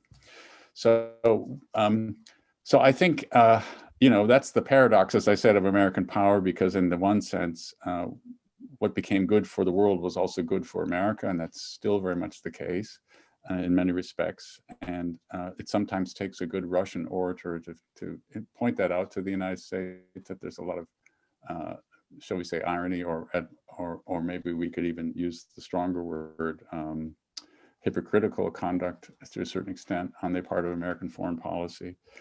But as I said before, I do think that the Roosevelts and the people involved in the Roosevelt administration really believed that by promoting not only these values, but also these economic ideas, that they were going to help the average person in the world. This was going to lift people up. It wasn't about simply promoting American commercial interests overseas. It was about how do we make the world safer and avoid a repeat of the terrible war that, you know, practically destroyed the world between 1939 and 1945. Oh, thank you, David. Thank you for talking about the great legacy of this great person. So I think I will give the floor to Yuri to just kind of conclude the conference. Well, I think we may ask if he wants Professor Pechatnov to say a few words or to ask a question. Professor Pechatnov, do you have anything to or make a comment or a question or whatever? You are the guest in our event, please. Turn on your microphone. We don't hear you. Yes. I'm glad to be here. It's been a long time, David, since we met last time. And I enjoyed your presentation. I think we all did. So thank you very much for doing this for our students in particular. But I learned few juicy details myself. So thanks for that. But at the same time, let me introduce a note of caution. I'm a big admirer of FDR and of David's recent book, but we should not idealize FDR. He is great enough without that, right? And his greatness is particularly obvious these days, given the sort of leadership we had recently in your country. Let me take just two examples which you mentioned to take issue, if only for the sake of the argument, because what is it without argument? It's not very interesting, right? So my first point is that, of course, United Nations was his pet project. There's no doubt about this. I mean, Churchill didn't pay much attention to UN. In his private correspondence, he would say that it's nothing. Nobody pays serious attention to this body. And Stalin later used to call United Nations an American organization. We don't have anything to do with it. It's an American organization. So Roosevelt was very serious about UN.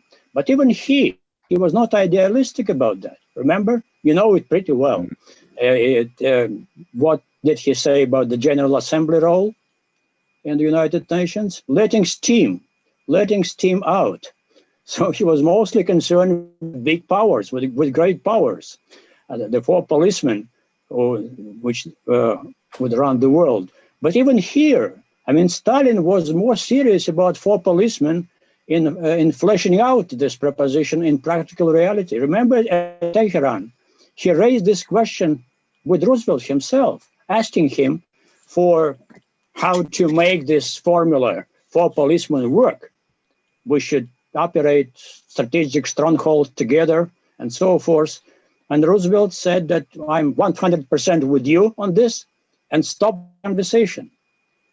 He never got back to this issue. So the whole idea of four policemen is efficiently running the world in a military sense, using it as a World Security Organization, was dead from the very beginning, because I think Roosevelt understood that it was politically unfeasible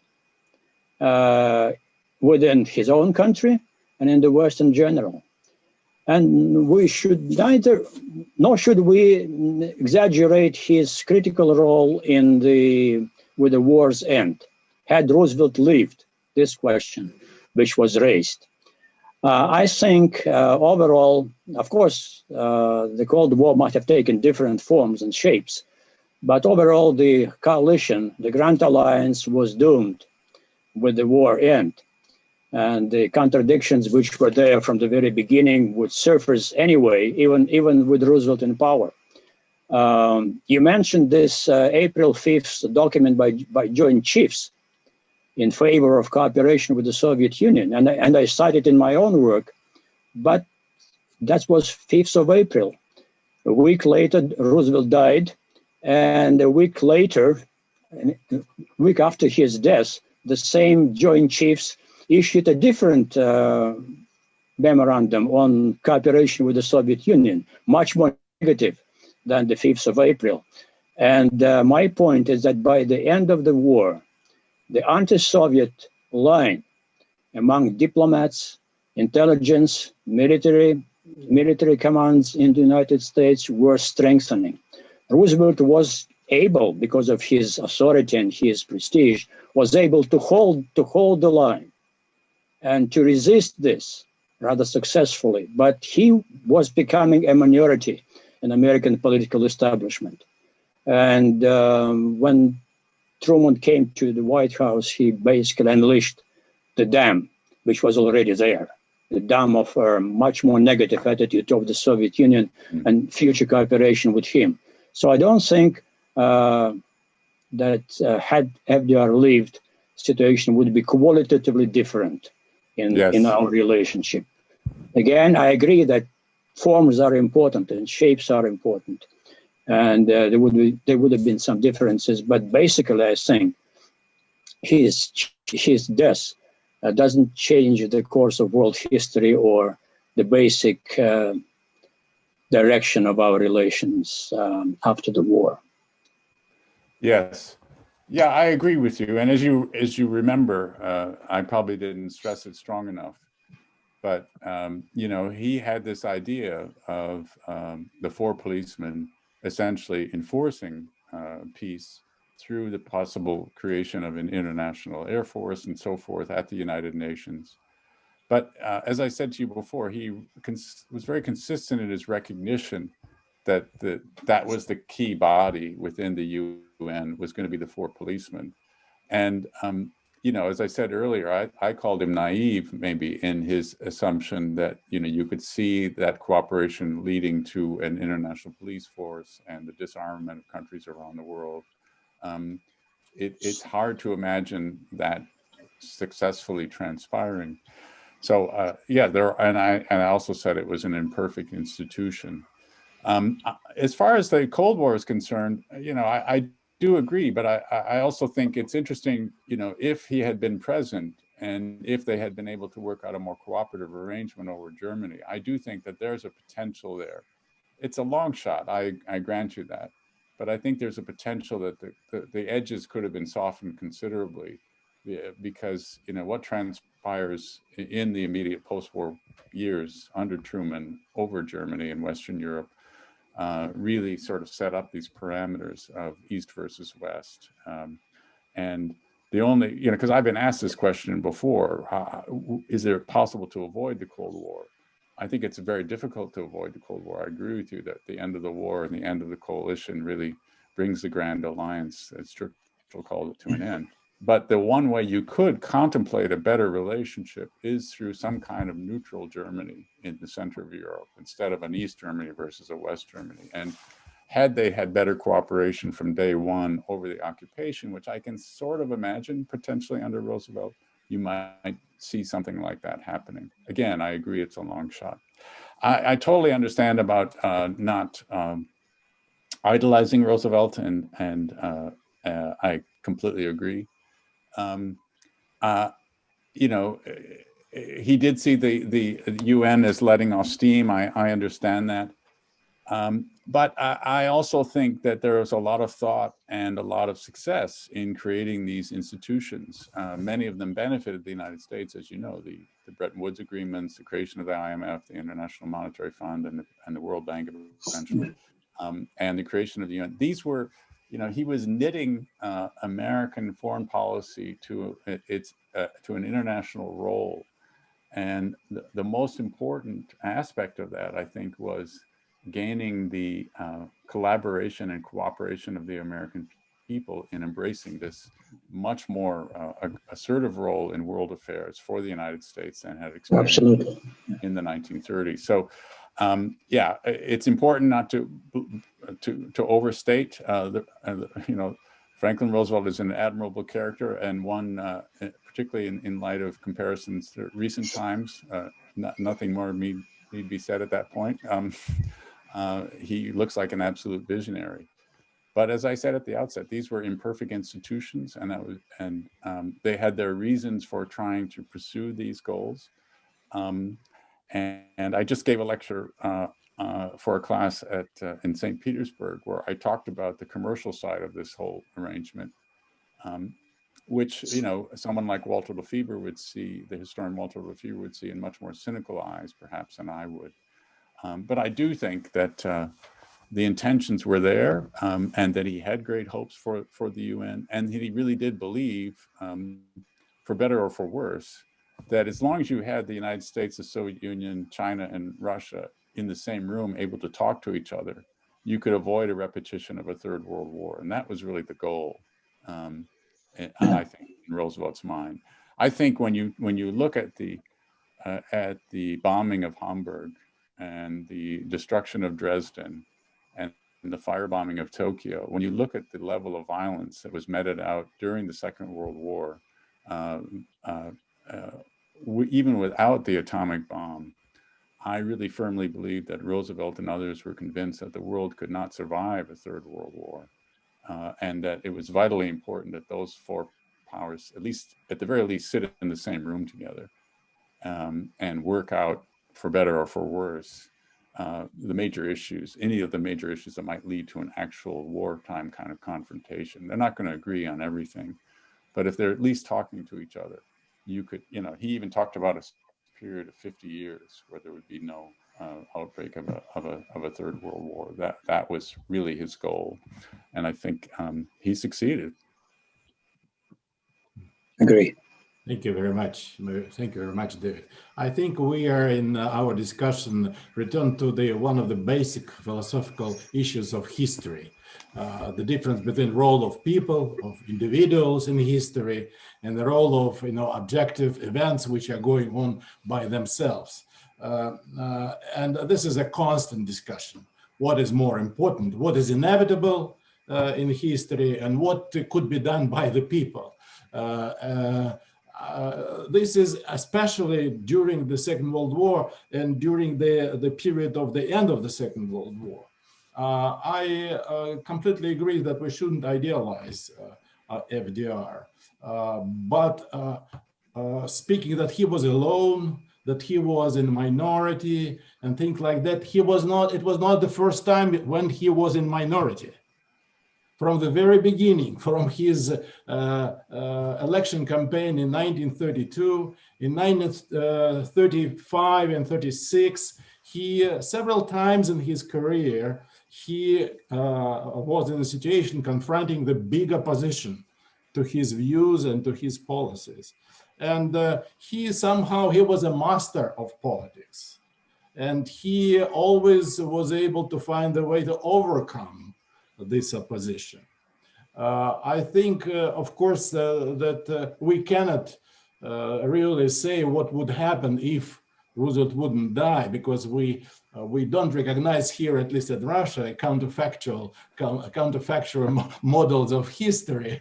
But I believe in the ability of Roosevelt to get along with all kinds of sorts of people. Stalin certainly was one of the most difficult persons to deal with, and Roosevelt still didn't feel uncomfortable talking to Stalin. He was not like Churchill or anybody else. So he was sure of his ability to influence Stalin and to somehow to influence the situation. He saw the limits. He understood what the Stalin was as a personality and as the leader of the Soviet Union. He had all the understanding what the Soviet Union was as a country. But still, I think he was confident in himself that he can pursue his course. What is more important, he was able to compromise. Stalin was very difficult to compromise with, certainly, because he was a hardliner and he was a very hard negotiator, certainly, no question about it. But Roosevelt realized this. Speaking about Poland, he, in all this discussion about Poland, if you remember, when some critics told Stalin, we should oppose, told Roosevelt that they should oppose Stalin on his position on Poland. He said, okay, we can do it, but what will happen in the end? Because Stalin has all the abilities to do it by himself without the discussion, just taking the Poland, and that's it. So he preferred to compromise with Stalin rather than to oppose him to the end, even understanding that Stalin will get what he wanted. So again, I think it's people who do history. It's people who make the decisions. And unfortunately, of course, when we saw the end of the war, we also saw that the big three fall apart. I mean, Churchill went, Roosevelt died, and there were no the big three anymore. And this is an unfortunate event. I think whether something will be different or not, it's a questionable, but I think it's it's a big problem for the world that the big three didn't survive during this important period which followed the Second World War. It might be different. I don't think that we could avoid all the confrontation by itself, but I think still the Cold War itself, by the way, a little bit later, showed the possibility for the countries to get along, even to create the institution of survival and to sign some important agreements. I think this recognition of the necessity of survival, even during the Cold War, helped to create these institutions of, arms race control, which countries couldn't do even before that. See, they tried many times, but it never happened in history. So I think we had a wonderful discussion. I would like to thank our major speaker, David Woolner, Professor Woolner, the friend of ours, for the wonderful lecture, very interesting material. I also took some notes and found many interesting facts and interesting material. And I thank very much Professor Pechatnov, of course, for his participation at our discussion. And I'm impressed by the questions which students were able to ask. And I hope we had a very big audience. Even now, after 2 hours, we have 52 people still sitting at their computers and participating in our discussion, which already shows that it was important for our students, and it was interesting.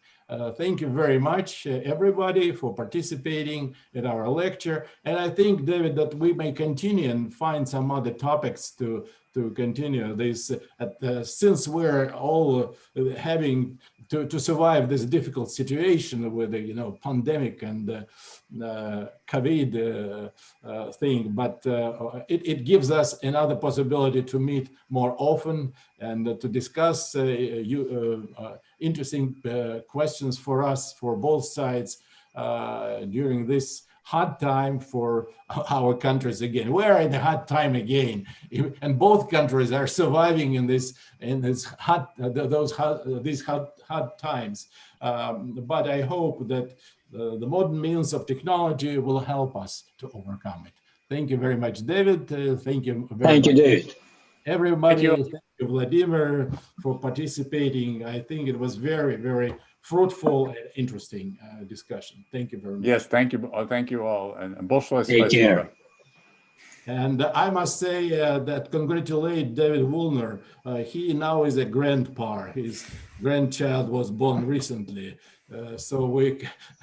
David, yes, we are with you, David. All right. All right. Thank you all. And I look forward to the next time.